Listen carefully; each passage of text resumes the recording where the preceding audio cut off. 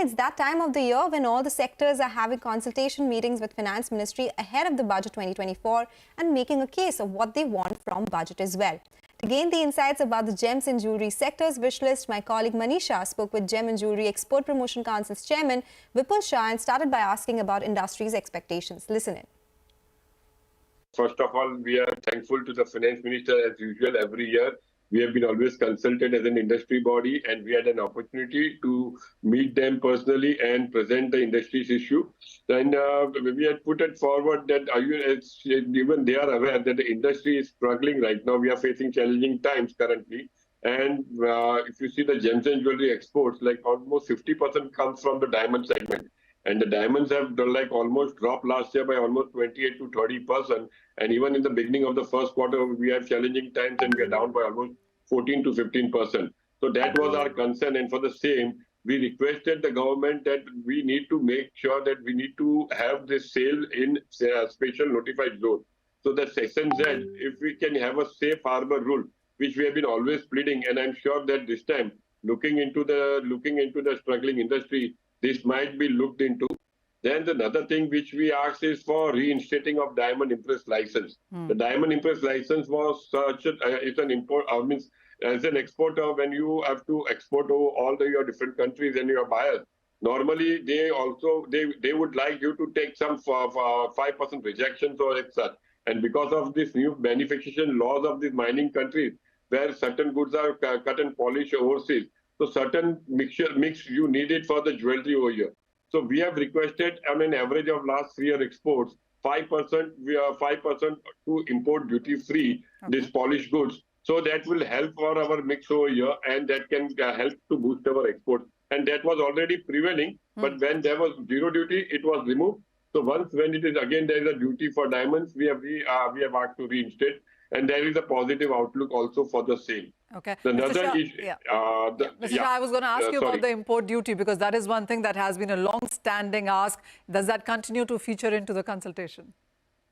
Yes. As far as the duty on the gold and silver is concerned, and that is where we have again, as usual, always pleaded for bringing down the duty to 4%. There are various reasons all the time. We have always been giving it. But government, as you know, they are having their own issues as far as current as far as surging imports. So their concern is always on the current account deficit. And when it comes to reduction on duty on gold, they think twice before doing so. But yes, looking at from the exporters' point of view, our challenging point is that a lot of working capital is being blocked into this gold duty as such.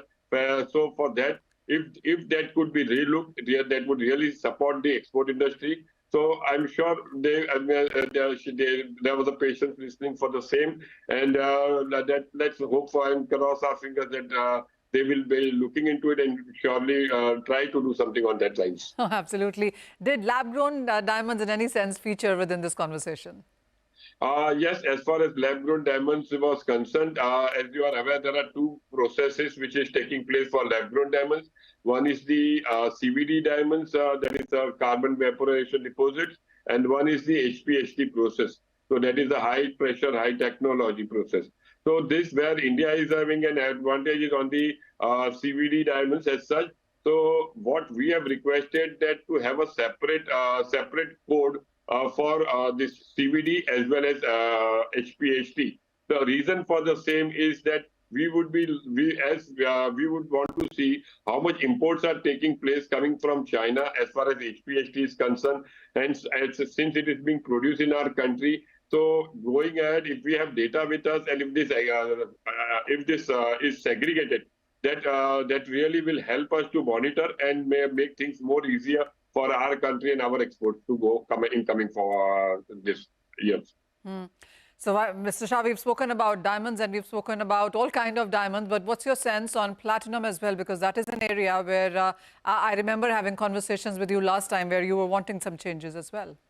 Yes, that's a very good question, Manisha. Actually, if you see, since the prices of gold has gone up, and we have been noticing that the platinum exports have also risen. So the main thing is we are seeing that these exports are taking place from SEZs, And we want our members to also make sure that that DTA also, all the members to start exporting this platinum jewelry where there is an opportunity.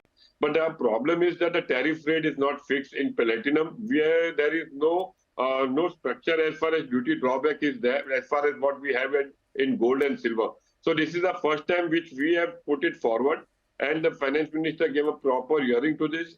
And also I personally feel that very soon we'll have something favorable as far as duty drawback is concerned for platinum. And then again, we will see boosting exports taking place from DTA as well.